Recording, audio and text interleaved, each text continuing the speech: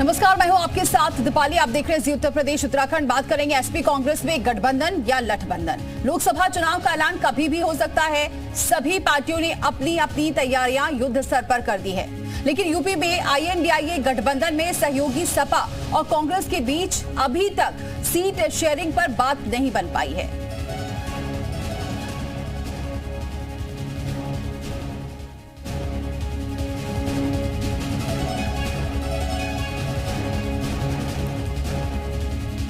और वजह ये, कांग्रेस जो सीटें चाहती है उस पर सपा की ओर से अभी तक हरी झंडी नहीं मिली है और सीटों की संख्या काफी कम बताई जा रही है। सपा की ओर से केवल 17 सीटें देने का ऐलान है और अब ये लग रहा है कि यूपी में सपा कांग्रेस का गठबंधन है या लठबंधन है, इसी पर चर्चा करेंगे। लेकिन उससे पहले आपको ये बताते हैं कि आखिर पूरी खबर क्या है। तो आपको ये बताएं कि दोनों के बीच लगातार सीट शेयरिंग को लेकर बातचीत नहीं बन पा रही है। 17 सीटें सपा ने ऑफर की है कांग्रेस को, लेकिन क्या कांग्रेस इन 17 सीटों पर मानती है? क्योंकि आज अखिलेश और राहुल की मुलाकात होने वाली है और राहुल गांधी और अखिलेश के बीच सीट शेयरिंग को लेकर अहम मुलाकात मानी जा रही है। तभी ये पता चलेगा कि कांग्रेस 17 सीटों पर मान रही है या फिर सपा और सीटें देने के लिए तैयार है। क्या ये गठबंधन आगे बढ़ने वाला है या आज ही इस पर युद्ध विराम लग जाएगा? क्योंकि जिस तरीके से देखा जा रहा है पिछले कई दिनों से राहुल गांधी की भारत जोड़ो न्याय यात्रा चल रही है, उसमें अखिलेश यादव शामिल होने वाले थे, लेकिन उससे पहले उन्हीं का बयान आता है कि जब तक सीट शेयरिंग पर बात नहीं बन जाती है यात्रा में शामिल नहीं होंगे, ना ही उनके कोई कार्यकर्ता शामिल होंगे।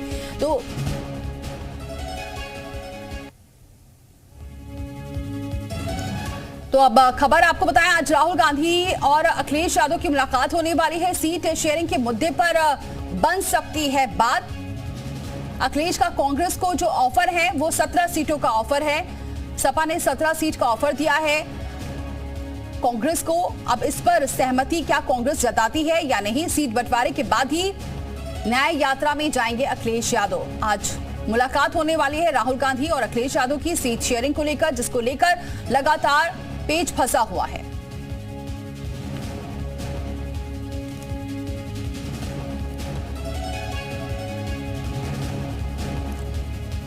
तो आज अखिलेश यादव और राहुल गांधी की हो सकती है मुलाकात और इस पर हमारे साथ मेहमान भी जुड़ चुके हैं। OP सिंह BJP से जुड़ चुके हैं, बहुत स्वागत है सर हमारे साथ जुड़ने के लिए। सचिन रावत हमारे साथ कांग्रेस से जुड़ चुके हैं, बहुत स्वागत है सचिन जी आपका भी हमारे साथ जुड़ने के लिए। प्रोफेसर भुवन भास्कर हमारे साथ जुड़ चुके हैं, बहुत स्वागत है सर आपका भी हमारे साथ जुड़ने के लिए। सपा प्रवक्ता हैं और विशाल हमारे साथ जुड़ चुके हैं, हमारे सहयोगी। सबसे पहले विशाल का रुख करते हैं। विशाल, कितने बजे ये मुलाकात बताई जा रही है? देखिए, अभी चूंकि मुलाकात को लेकर ऑफिशियल जो है कोई जानकारी जो है अभी साझा नहीं की गई है, लेकिन केवल कयास लगाए जा रहे हैं कि चूंकि राहुल गांधी की न्याय यात्रा आज लखनऊ पहुंचेगी और आज लखनऊ में ही नाइट जो है स्टे करना है, तो ऐसे में ये कहा जा सकता है कि आज हो सकता है कि राहुल गांधी और अखिलेश यादव के बीच में बातचीत हो। चूँकि अंतिम बार जो ये जानकारी आई है, जो पार्टी के सोर्सेस हैं वो ये बताते हैं कि अंतिम बार अखिलेश यादव की बात जो है वो खरगे जी से हुई थी। तो ऐसे में ये कह सकते हैं कि अभी फिलहाल जो है इस पूरे मामले को लेकर राहुल गांधी से बातचीत होना शायद अभी बाकी है और इसी वजह से आज ये उम्मीद लगाई जा रही है कि राहुल गांधी से अखिलेश यादव मुलाकात कर सकते हैं। क्योंकि देखिए, आपको बता दें कि पहले सपा जो है वो 15 सीटें, पहले 11 सीटों पर बातचीत हुई थी, उसके बाद 15 सीटों पर जो है सपा जो है तैयार हुई कि कांग्रेस को 15 सीटें दे दी जाएंगी। लेकिन फिर उसके बाद प्रियंका गांधी है, उन्होंने जो है दानिश अली के लिए और इसके साथ साथ जो है एक और सीट जो है उसकी मांग की। इसके बाद जो है 17 सीटों पर बातचीत, लेकिन उसके बाद खरगे ने 3 सीटों की और डिमांड की। तो इन्हीं सब चीज़ों को लेकर जो एक राय शुमारी है वो अभी नहीं बन पा रही। हालांकि जो बड़े नेता हैं वो इस बात को कह रहे हैं कि सब कुछ ठीक है, ऑल वेल है और जल्दी ही जो है इसका अनाउंसमेंट होगा। लेकिन एक तरफ समाजवादी पार्टी लगातार अपनी लिस्ट जारी कर रही है और कुछ सीटें ऐसी हैं जिस पर सपा ने अपने कैंडिडेट उतार दिए, लेकिन कांग्रेस उन सीटों पर समझौता नहीं करना चाहती है। फर्रुखाबाद की बात करें, लखीमपुर खीरी की बात कर लें, इसके साथ साथ जो है समाजवादी पार्टी कहना है कि सहारनपुर की सीट हमने छोड़ दी है। और आप देखिए, जो सबसे बड़ी बात है कि जो कांग्रेस छोड़कर सपा में आए हैं उनको टिकट दे दिया गया है लोकसभा का, लेकिन जो सपा छोड़कर कांग्रेस में गए हैं उनके यहाँ से प्रत्याशी जो है वो उतार दिया गया है। आप लखीमपुर खीरी की बात कर लिए, रवि वर्मा, शिव वर्मा वहाँ से जो है प्रत्याशी थे। ठीक है, चलिए विशाल इसी पर चर्चा करते हैं क्योंकि हमारे साथ मेहमान भी जुड़े हुए हैं, उन्हीं से जवाब ले लेते हैं। जरा सबसे पहले रुख कर लेते हैं सचिन रावत का ही। सचिन रावत जी, क्या लगता है अब बात बन जाएगी? आपको 17 सीटों का ऑफर दिया गया है सपा की तरफ से, ऐसी जानकारी है, तो आप इन 17 सीटों में मान जाएंगे? देखिए दीपाली जी, जहां तक इंडिया गठबंधन का हिस्सा समाजवादी पार्टी है और हमारा नेतृत्व कहीं ना कहीं अखिलेश यादव जी से बातचीत कर रहा है, लेकिन अखिलेश यादव जी को समाजवादी पार्टी को भी बड़ा दिल दिखाना चाहिए कि कहीं ना कहीं एक रायशुमारी के जरिए आप लिस्ट जारी करिए। अच्छी बात है क्योंकि आपकी पार्टी है, आपके प्रत्याशी हैं, लेकिन कहीं ना कहीं जब सांसद का उम्मीदवार जो लोकसभा प्रत्याशी होता है, जब नॉमिनेशन करता है, तब उसको जो ए फॉर्म बी फॉर्म दिया जाता है, अधिकृत प्रत्याशी तब संभव होता है। और जहां तक इंडिया अलायंस में हमारे सहयोगी दल जिस तरह से समाजवादी पार्टी का हिस्सा रहा है, तो मैं एक बात और कह सकता हूं कि गठबंधन हमारा मजबूती से भारतीय जनता पार्टी की नीतियों के खिलाफ ग्राउंड पर भी लड़ाई लड़ रहा है और सदन में भी लड़ाई लड़ रहा है। जिस तरह से आदरणीय श्री राहुल गांधी जी जो भारत जोड़ो न्याय यात्रा उत्तर प्रदेश में जिस तरह से उन्होंने जो हुजूम उनके साथ में चल रहा है, उन्होंने सबसे बड़ा मुद्दा जो है आज की डेट में पेपर लीक का मामला रहा है, जिसमें पिछले दशकों में जो ठीक है, लेकिन सीट शेयरिंग की बात कर रहे हैं यहाँ पर सचिन जी, सीट शेयरिंग पर बात नहीं बन रही है। प्रोफेसर भुवन भास्कर, क्या लग रहा है सपा बड़ा दिल नहीं दिखा रही है? क्या वजह है जो सीट शेयरिंग को लेकर बार बार पेच फंस रहा है? अखिलेश यादव एक बार तो तैयार हो जाते हैं कि चलिए यात्रा में शामिल हो जाते हैं, फिर पीछे हट जाते हैं। मैं माननीय अखिलेश यादव जी से बड़ा दिल किसका होगा?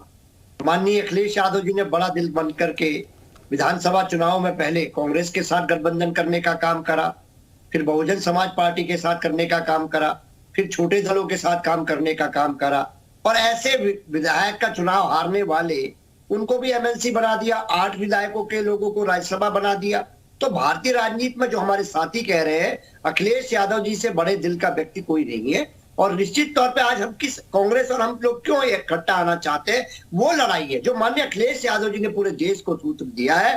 पीडीए का पिछड़ा, दलित, अल्पसंख्यक, आदिवासी, आजी आबादी, अगड़ा समाज, इनको लेकर माननीय अखिलेश यादव जी लड़ रहे हैं। सामाजिक न्याय की लड़ाई को लेकर लड़ रहे हैं और इसके साथ साथ जाति जनगणना को लेकर समाजवादी पार्टी। सीट शेयरिंग पर सपा क्यों पीछे हट रही है? आपकी तो पीडीए जो बाकी जो सहयोगी दल है वो भी छिटकते जा रहे हैं, तो सपा के साथ ही ऐसा क्यों हो रहा है? सपा ऐसे कैसे सोच रही है कि अगर वो अकेले दम पर लड़ती है तो बहुत ज्यादा सीटें ले आएगी? देखिए, इतना मैं बहुत जरूरी से बोलना चाहता हूं, उत्तर प्रदेश में समाजवादी पार्टी बड़े भाई की भूमिका में है। जिस प्रकार कांग्रेस मध्य प्रदेश में बड़े भाई की भूमिका में थी, उसी प्रकार उत्तर प्रदेश में सबसे बड़ा विपक्षी दल हमारे समाजवादी पार्टी का, हमारे नेता विपक्ष के नेता है। निश्चित तौर पर सीट शेयरिंग, माननीय अखिलेश यादव जी ने हमेशा कहा है सीट शेयरिंग कोई बड़ा मुद्दा नहीं है। मुद्दा सबसे बड़ा है कि भारतीय जनता पार्टी की जो सरकार है, जो नफरत की राजनीति करती है, उसका अंत किया जाए, इसलिए हम लोग इकट्ठे होना चाह रहे हैं। और निश्चित तौर पे सीट शेयरिंग कोई बड़ा मुद्दा नहीं। माननीय अखिलेश जी और राहुल जी, जैसा कि आपके सूत्रों से मुझे जानकारी मिल रही है, मिलेंगे तो कोई बहुत बड़ा मुद्दा नहीं है सर, लेकिन फिर भी सीट शेयरिंग ही ऐसा मुद्दा हो गया है कि अभी तक आप लिस्ट पर लिस्ट जारी कर रहे हैं और अभी कांग्रेस और आपके गठबंधन की बात ही नहीं बन पा रही है। खैर, आपके पास लौटते हैं। ओपी सिंह जी, आप क्या लग रहा है अगर ये बातचीत बन जाती है, सीट शेयरिंग को लेकर बात बन जाती है सपा कांग्रेस की, बीजेपी को क्या नुकसान होगा? को कोई नुकसान नहीं होगा। बीजेपी के साथ जनता है और बीजेपी अपने 10 साल के केंद्र और 7 साल की उत्तर प्रदेश सरकार की उपलब्धियों को लेकर के जनता के बीच में जा रही है। ये जो इंडिया गठबंधन की बात पिछले 8 महीने से मैं डिबेट कर रहा हूँ, सुन रहा हूँ, 18 जुलाई 2023 को जो इसकी नींव स्वार्थ पर नींव जो इनकी रखी गई, वो 8 महीने में देश देख रहा है कि उच्च स्तरीय बैठक, उच्च स्तरीय इतनी बड़ी बैठक हो चुकी, धरातल पर उतर ही नहीं रहा। सूचियों का आदान प्रदान वो भी देख रहे हैं और कई चक्रों की वार्ता। देखिए, ऐसा है कि सब एक दूसरे के खिलाफ दाव खेल रहे हैं और दाव खेलने की बात यह है कि आपने देखा फिलहाल जो है पिछले जो 3 विधानसभा खास तौर से जो छत्तीसगढ़ में किस प्रकार से बसपा, सपा, आप पार्टी एक दूसरे को घेर रहे, एक दूसरे के खिलाफ बोल रहे, एक दूसरे को पटकनी देने के प्रयास में लगे। तो ये स्वार्थ। दूसरी बात ये है, ये कौन सा गठबंधन करेंगे? इनको अपना घर तो संभलता नहीं। समाजवादी पार्टी लेकिन सेंधमारी करने की कोशिश तो आपकी तरफ से भी हो रही है ओपी सिंह जी। क्या अगर विकास की आप बात कर रहे हैं, बीजेपी विकास की बात कर रही है कि इतनी योजनाएं चल रही हैं, इतना फायदा हो रहा है, लेकिन हर जगह सेंधमारी करने में बीजेपी आगे है। नहीं, बीजेपी अपने काम के भरोसे है। 14 में जो है जनता ने हमको आजमाया और बार बार दोहरा रही है, चाहे विधानसभा हो चाहे लोकसभा हो। इनको क्या है, ये तो सारे जो है 7 परिवारवादी और 8 घोटालेबाजों की पार्टी है जो इनके अक्सर नेता जो है कोर्ट का चक्कर लगा रहे हैं, भाग रहे हैं, जवाब भी नहीं दे रहे हैं, तो इनके पास तो कोई मुद्दा नहीं है। हम तो मुद्दा ले, ठीक है, मुद्दा नहीं है। सचिन रावत जी, मुद्दा नहीं है आपके पास? हमारी नैतिक जिम्मेदारी है कि हम 10 साल की उपलब्धियों को लेकर के जनता के बीच में जाएंगे, जिसकी बदौलत 400 के पार हम पाएंगे। ठीक है, ओपी सिंह जी लौटेंगे आपके पास। जिनके साथ जनता थी वो उत्तर प्रदेश में एक है, कोई ठीक है, सचिन रावत जवाब दे रहे हैं। हाँ बोलिए सचिन जी। देखिए दीपाली जी, क्या है कि मैं सिंह साहब से पूछना चाहता हूं कि जब अपने घर में आग लगी होती है तो दूसरों के घरों में नहीं झांकते हैं। पहले आप जो अपने सहयोगी दल हैं उनको आप मना लीजिए, जिस तरह से राजभर जी जो नाराज हैं, जिनको आपने मंत्री पद का लालच दिया था, जो स्वार्थ की राजनीति करते हैं, जिस तरह से आपको उद्धव जी ने छोड़ा, अकाली दल ने कहीं ना कहीं आईना दिखाया था जब आपने 2019 के चुनाव में 47 दलों के साथ गठबंधन किया था, तो आपका वो गठबंधन है क्या ठगबंधन था? देखिए क्या है, जब ऐसी जो देश में कहीं ना कहीं क्रांति की आवश्यकता होती है, जहां समान विचारधारा के दल जो है आपस में अलायंस करके कहीं ना कहीं एक यूनाइट के रूप में ताकत इकट्ठा करते हैं, जिस तरह से आपकी गवर्नमेंट ने पिछले 10 सालों में युवाओं के साथ छलावा किया, महिलाओं के साथ छलावा किया, किसानों के साथ छलावा किया, हर तबके के साथ छलावा किया, तो मैं कह सकता हूं कि आपकी 10 साल की सरकार पूर्णतः फेल हो चुकी है। अगर आज हमारा इंडिया अलायंस बना है तो तब भी इनको दर्द है, दिक्कत है। हाँ, आदरणीय श्री राहुल गांधी जी सड़कों लेकिन सचिन जी कहाँ इंडिया अलायंस बनता दिख रहा है? ये तो बिगड़ता हुआ नजर आ रहा है। प्रोफेसर भुवन, लग नहीं रहा कि आपका कहां से बन रहा है इंडिया अलायंस, जिसके आप दावा कर रहे हैं? सारी पार्टियां तो अलग थलग पड़ती नजर आ रही हैं। मैं वही कहना चाह रहा हूं। देखिए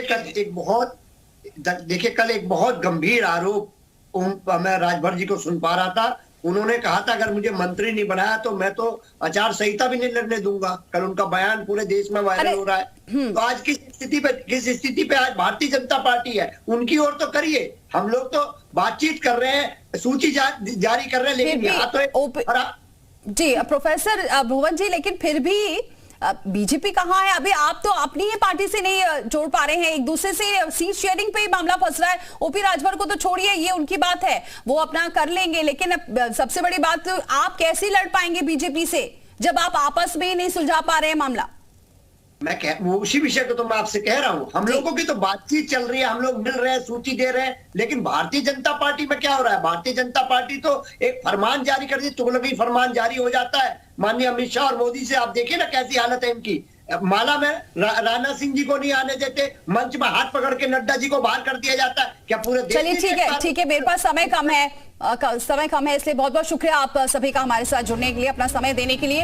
अब चलिए